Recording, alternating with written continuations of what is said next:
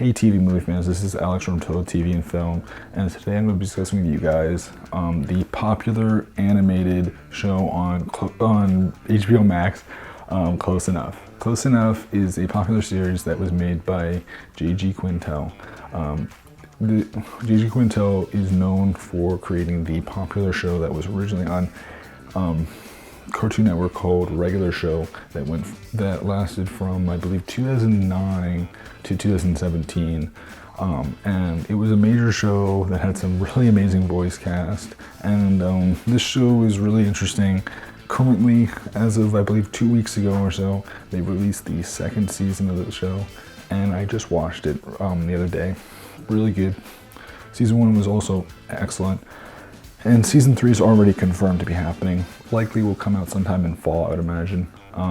So what can we say about this show? It's really creative. We do see J.G. Quintel again voice a major character, being Josh, one of the main leads in the show, similar to how he voiced the main lead as well in Regular Show, where he voiced Mordecai, but in this show he voices Josh. Yes, so what I'd like to say about the show is it's really interesting. We get to see, all these adult characters, how they're living in an apartment together, growing up, maturing, dealing with real life issues and very normal things, but also we see a lot of current trending topics and stories that are things that are relevant to people today. A lot of the humor is based on things that you personally see in your daily lives, and it's all current stuff, which is so different because it's not like fictionalized locations. It's not like they're trying to parody things, but they are in a way, and that's the thing that's kind of cool about it, is that the show really takes things in a real way but also adds some parody to it here and there. And it's so different because you'll hear of different brands and companies that are things you use every day, like Uber's mentioned, and cryptocurrency is mentioned, and other things that everyone knows of or has heard of. You'll hear the names of, and it's very cool. There's a lot of clever writing and references, and interesting parodies to other forms of media. In the second season, they actually had a little bit of a parody bit, but it was a parody, but it wasn't a parody of Die Hard, which was very cool. And they've done a number of those kinds of clever things, and I really appreciate as someone who enjoys interesting media and clever writing like that. And the voice cast is great. There's a lot of really interesting players in it. I mean, again, the cast includes, I'm trying to think now, is it 7 major players?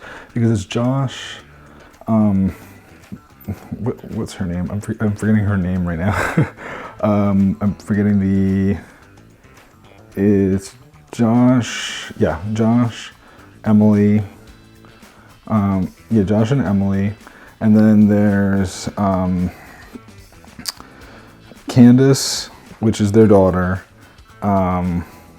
Alex and Bridget, which is another couple who are divorced, and then the landlord and her adopted son, which again is it's not a big cast, but it's a nice size cast. It's very similar to what they had with Regular Show, where they didn't really have a lot of characters, but although in that show it was different because they actually did have a lot of characters, but the difference is that the main ones weren't so many, but there were a lot of characters. The big difference though that I would like to mention though, this show, unlike Regular Show, is that Regular Show did a lot more with continuity driven story, which this show currently hasn't done yet. I know that the first couple of seasons of Regular Show were very similar to that, in the sense that they really did a lot less with continuity driven plot, though they definitely tried to push for more of that continuity driven plot a lot sooner than this show does. So that's something to note as well, that again, it's a little different. Does it mean that they won't go towards the continuity driven plot, something that's deeper, more meaningful, that will lead to something significant? I hope so, but I don't know. Again, for those that liked, regular show, you may be expecting something like that, and I don't know if that's the direction they're looking to go with the show. So far, I'm not getting that impression, but we have seen some backstory on characters, like we've learned in the second season about, how did Pearl, the landlord, adopt Randy, her adopted son. We get to learn that, and we get to learn about like Pearl being a cop, because that's what she originally was. We didn't know that until now, that she was originally a cop, like a retired cop. So we get to learn that, and we get to learn more about Candace and more about Josh and Emily and friends and family that they're aware of. And we do see a lot of things that that JG's known for doing with like regular show, such as having characters that are more unusual, they're not necessarily human. Like in one of the recent episodes, they had it where there was a good friend of Emily's, and she ends up having the child of the devil. A perfect example. Yes. So, again, having non-human characters come in, that's definitely being seen here. Although unlike regular show, where there was definitely just in general more diverse cast as far as like species go, they're generally keeping it with human-like species, unlike regular show where it could be human-like, it could be animal-like. It didn't really matter. It could be anything. That was the thing that was so different with that show, was that these species weren't limited to, humans or things that look like humans. Because like the devil looks like a human basically in this. They're not like changing things to the extent of like making something that looks like an animal talk and walk. Like they're not gonna, that doesn't seem to be the case.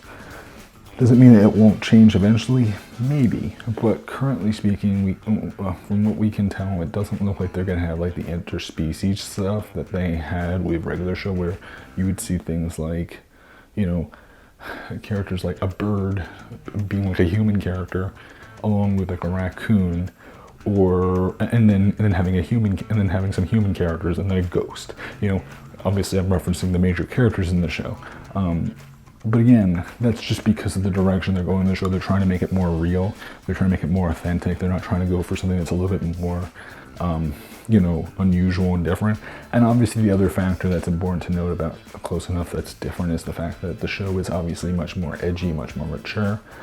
So a lot of the humor generally goes towards something that's either sexual or something else that's of that nature, that may be, a little bit more violent, a little bit more vulgar, a little bit more, daring as far as the language goes, which is completely different from regular show, which is something that they wanted to do, but they couldn't do because it was Cartoon Network.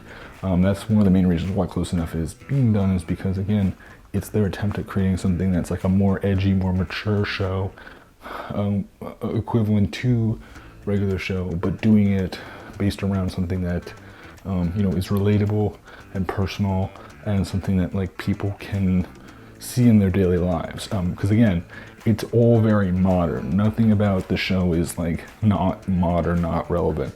Regular show is different. Regular show was definitely a lot more talking about things that were modern, but also talking a lot more about like things that were maybe from like 10 years ago or even earlier, like probably 20 years ago or something like that, which is a little different, because it definitely felt like a little bit of an older show.